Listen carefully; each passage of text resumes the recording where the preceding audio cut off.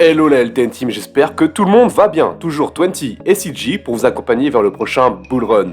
Nous sommes ravis que vous soyez encore fidèles pendant cette période de congé.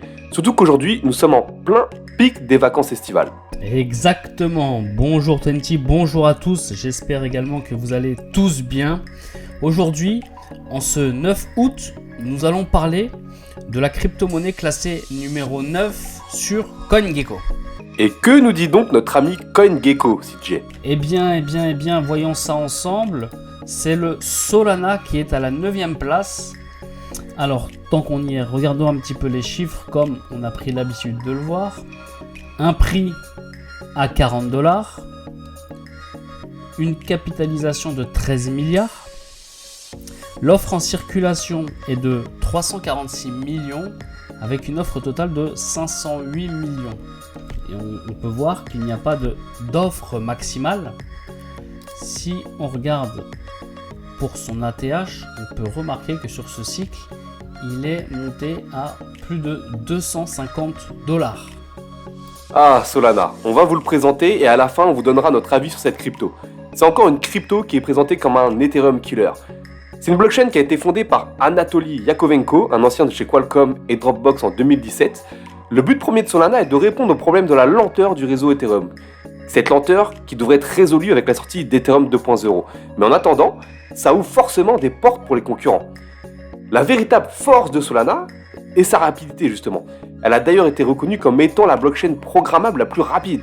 D'ailleurs, chose intéressante, nous avions évoqué les systèmes en Proof of Work ou en Proof of Stake, mais Solana est lui sur un concept novateur qui se nomme le Proof of History, donc pour traduire en français la preuve d'histoire.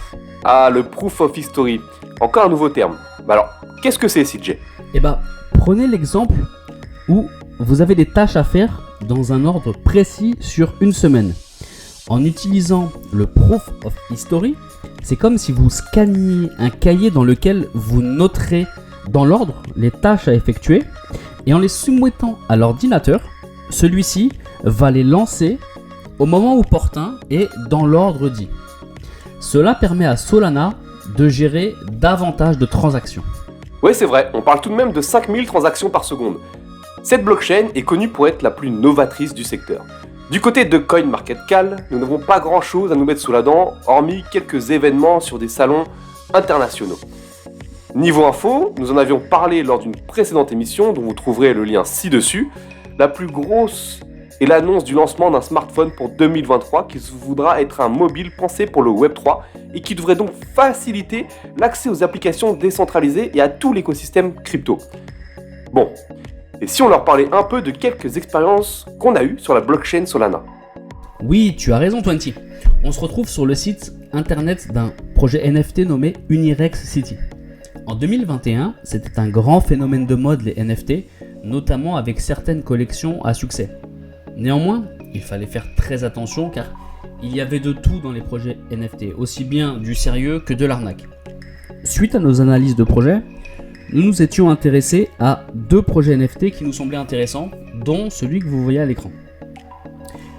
Mais il s'est avéré que les 2 fois, au moment du mint, alors avant de parler du mint, on va revenir un peu sur le processus d'investissement pour des NFT. Dans un premier temps, il y a ce qu'on appelle les whitelists, c'est-à-dire qu'on peut acheter des NFT en avance si on est enregistré sur une certaine liste, en général au tout début du projet. Et ensuite, il y a ce qu'on appelle le mint, c'est-à-dire c'est le moment où publiquement les NFT sont mis en vente et c'est un peu le premier arrivé, premier servi ou alors un nombre d'inscrits, ensuite un algorithme qui va aller sélectionner aléatoirement un NFT pour un utilisateur. S'il y a 10 000 NFT de mise en vente et 100 000 utilisateurs d'inscrits, on n'a qu'un pourcentage de chance infime d'avoir un NFT. Et lorsque les mints sont sortis sur Solana, donc au moment où le mint sort, il faut faire des petites manips, cliquer pour s'enregistrer, pour prouver qu'on est un humain et pas un robot. Et ça tourne, il y a le processus de sélection, de tirage au sort qui se fait.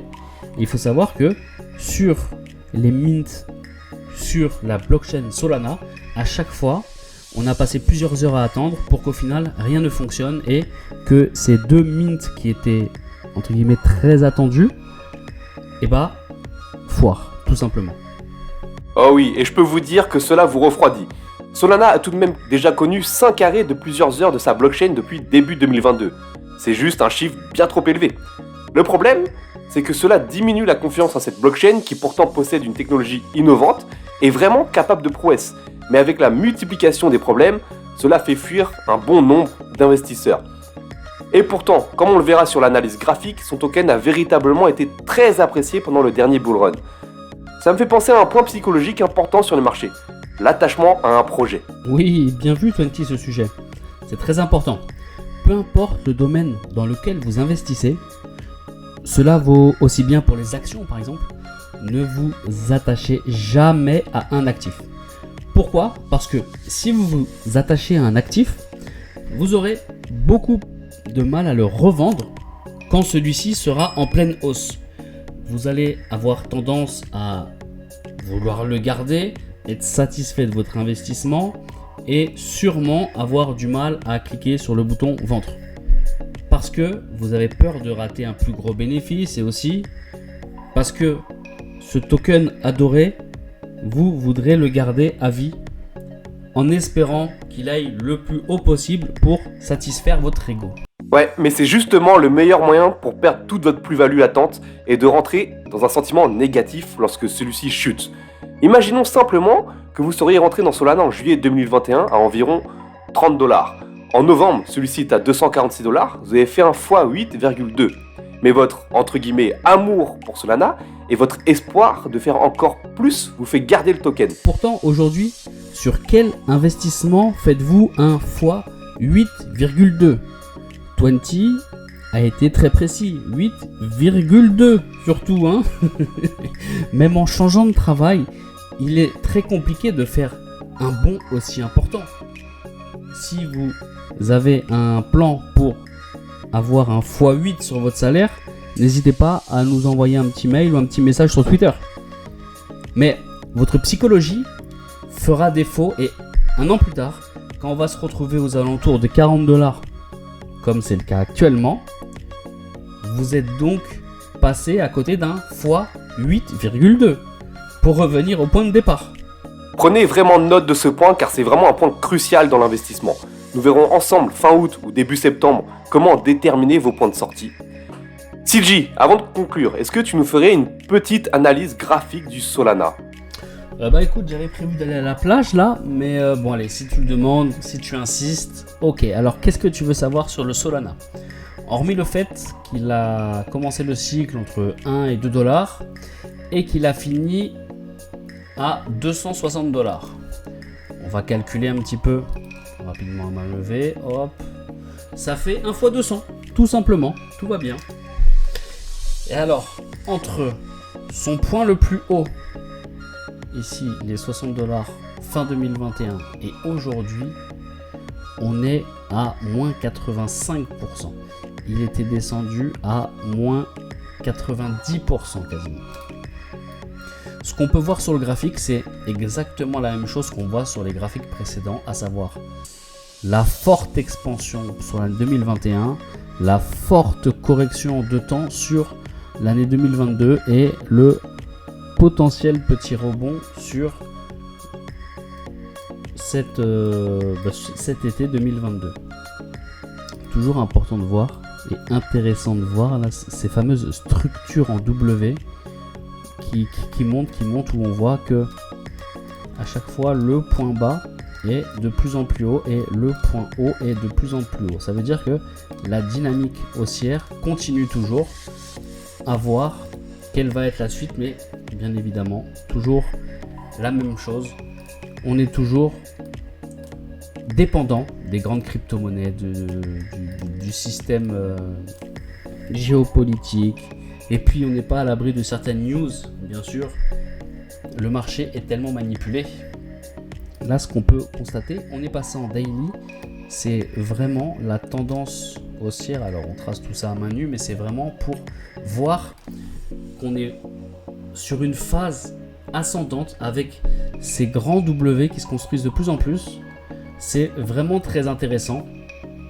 Donc à voir quelle va être la suite, mais il y a beaucoup de graphiques qui ont ces schémas là et c'est vraiment des schémas potentiellement explosifs qui peuvent repartir soudainement à la hausse, mais encore une fois on va être condamné à attendre et voir l'évolution, d'autant plus qu'on est en été, surtout sur le mois d'août, que tous les acteurs, les grands acteurs financiers des marchés prennent des congés eux aussi, et notamment sur août. C'est vraiment le août et fin décembre, c'est les mois creux, aussi bien dans la vie de tous les jours que dans les investissements et dans les crypto-monnaies. Alors il se passe des choses. Aujourd'hui, on est début août quand on enregistre cette vidéo et on voit qu'il y a des hacks qui arrivent jour après jour. Pourquoi ? Justement parce que des gens sont en vacances et qu'il est plus facile de hacker quand des développeurs ou autres ne sont pas présents pour pouvoir gérer ces situations. Donc on s'est un peu égaré de l'analyse graphique. Ce qu'il faut savoir, c'est qu'en ayant vu cette baisse du cours de 90%, c'est sûr que c'est très intéressant d'investir à long terme, bien sûr, parce qu'à court terme, dans les 3 à 6 mois, on ne sait pas ce qui va se passer. Néanmoins, à long terme, pour le prochain cycle, il y a de fortes chances qu'en investissant aujourd'hui, on puisse être en profit vu la perte monumentale que le projet a connue. Néanmoins, attention, 2 choses. Numéro 1, on n'est pas des conseillers en investissement, on ne fait que relayer notre propre avis, d'accord ? Et numéro 2, il faut encore que le projet survive dans les 3 ans à venir. Vous l'aurez donc compris, pour le moment, nous n'investirons pas dans Solana, même si la localisation du prix est aujourd'hui intéressante. Nous attendons de voir comment les dirigeants arrivent à résoudre tous les soucis avant de se repencher dessus. En plus de cela, Solana a sur sa blockchain l'un des jeux les plus ambitieux, certainement pour le moment le plus beau graphiquement, mais on en parlera peut-être fin août. Et on va finir avec un point très important, c'est que à l'heure où on enregistre cette vidéo, il vient d'y avoir un énorme hack sur la blockchain Solana. Alors ce n'est pas sur la blockchain en tant que telle, mais néanmoins il vient d'avoir un énorme hack et des wallets ont été vidés. Aujourd'hui on ne peut pas vous annoncer quel est le préjudice ni le pourquoi du comment, parce que il n'y a pas encore eu d'annonce officielle, il n'y a que des rumeurs qui circulent. Néanmoins, il y a plusieurs millions de dollars qui se sont évaporés suite à une faille sur un protocole apparemment. Donc cet énorme hack est un point supplémentaire qui conforte notre décision de ne pas investir dans le Solana. En espérant que cette vidéo vous aura aidé, vous aura éclairci sur le Solana, nous vous remercions de nous avoir suivis et sur ce, à une prochaine vidéo. Ciao la LTN Team.